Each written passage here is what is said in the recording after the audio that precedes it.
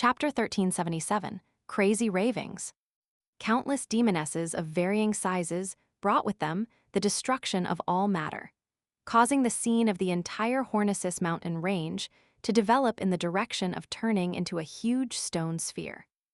This made the dilapidated walls of the ancient palace collapse rapidly, exposing Klein, who was in the middle of the hall, along with his avatar and marionette out into the middle of the astral world.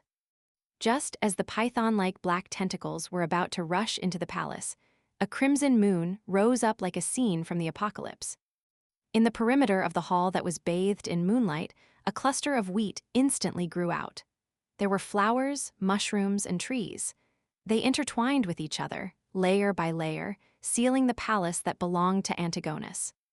At that moment, the hall where Klein was in seemed to be a ruin that had been sealed in history and a forest for thousands of years, as though it had been swallowed up by nature. The python-like black tentacles, with eyes on their tips, were blocked by plants growing wildly. They rose up as they constantly struck the screen that originated from nature, causing the latter to collapse or peel under layer after layer of petrification effects. However, no matter whether it was the wheat, flowers, mushrooms, trees, or newborns, they quickly returned to Earth Mother's embrace and grew again. Just like that, the barriers of nature were reborn and destroyed, layer by layer, as layer after layer was reborn. This showdown entered a stalemate.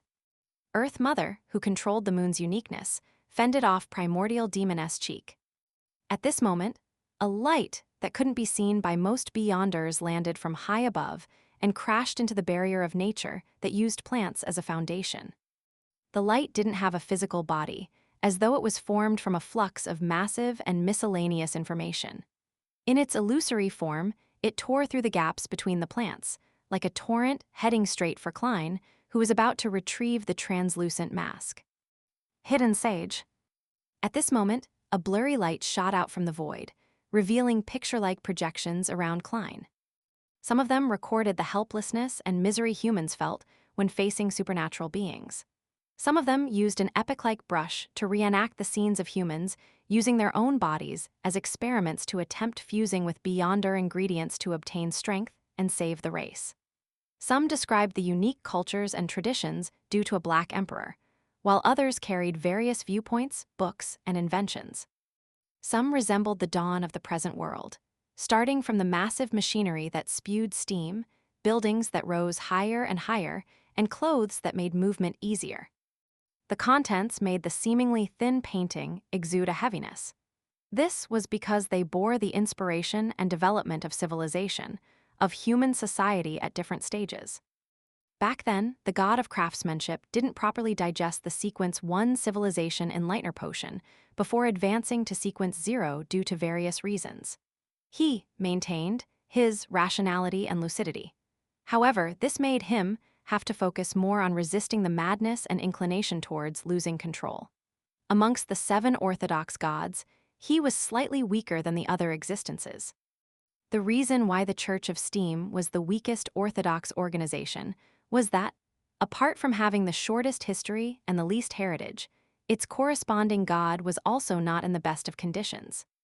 By the time Roselle raised the Industrial Revolution as the son of Steam, a member of the church, and brought with him all sorts of ideas, the god of craftsmanship took the opportunity to change his name to the god of steam and machinery, sharing in the progress of the enlightenment of civilization, and digested the corresponding potion.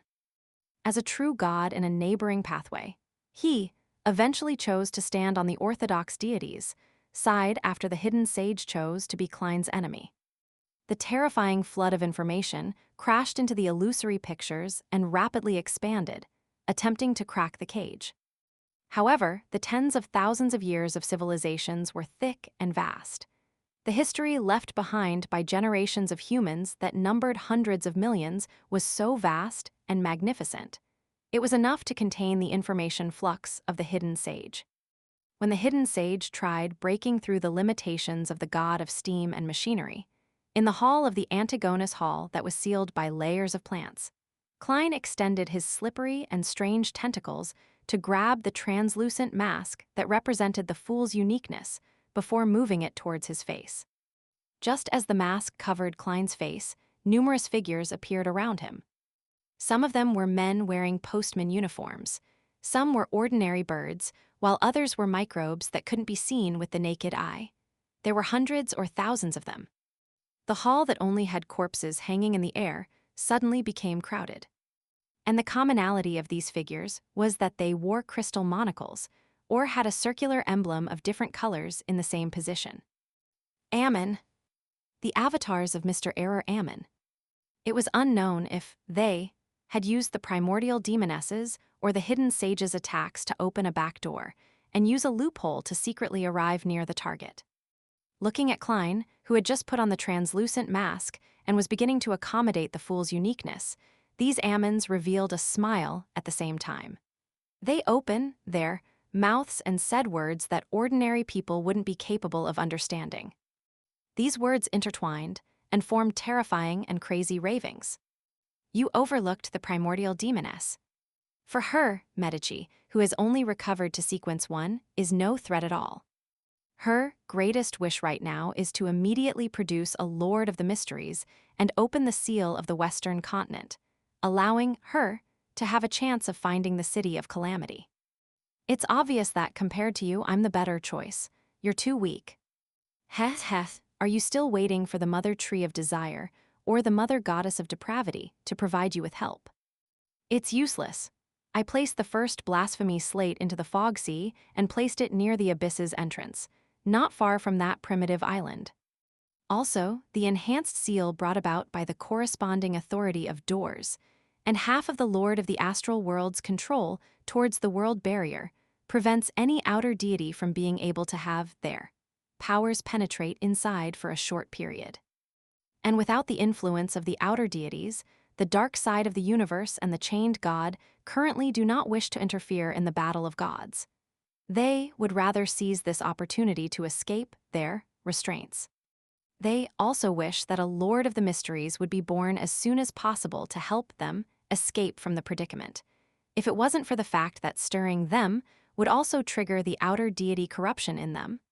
I can promise you that I would have already reached an agreement with them to deal with you together. Ammon was deliberately using real information to fill up the ravings, using this to make Klein suffer the effects of a two-pronged approach. One was the mental corruption brought about by the ravings, and the other was the corresponding content that distracted him. In any case, it wasn't a waste of time to him. On the one hand, he had sufficient avatars. Each worm of time saying one word was enough for him to form many words. On the other hand, he forcefully fused the information together, making a single word represent many things. At that instant, the ravings of Ammon echoed in Klein's mind like sharp blades that pierced through his psyche, tearing through his mind. Normally, Klein could use his own status to suppress the ravings that were at most at the level of a sequence 1. It wouldn't affect him, but at this moment, he was accommodating the fool's uniqueness. His mental state was in a weak and subtle balance. Under such a scene, a straw might crush the camel's back, much less so many of Ammon's avatars. Furthermore, while Klein felt a sharp pain in his psyche and his self-awareness was in a mess, the sleeping mental imprint of Antigonus and the will of the celestial worthy of heaven and earth for blessings showed signs of awakening. In a sense, eternal slumber was an extreme seal. The Ammons, who had accommodated Door's uniqueness, could undoubtedly be able to weaken the seal or even make it lose its effectiveness. Also, the translucent mask that Klein had just worn on his face, the fool's uniqueness, obtained an even stronger remnant will from the celestial worthy of heaven and earth for blessings. It was also gradually breaking free from the influence of eternal slumber, and it had a certain resonance effect with the same being in Klein's body. Without using any beyonder powers, the Ammons, who had simply created a few ravings, had thrown Klein into a state of imbalance, and he was on the brink of losing control. Furthermore, all of this seemed irreversible unless there was more river water from the river of eternal darkness that allowed Antigonus's mental imprint and the even more powerful will of the celestial worthy of heaven and earth for blessings to continue sleeping.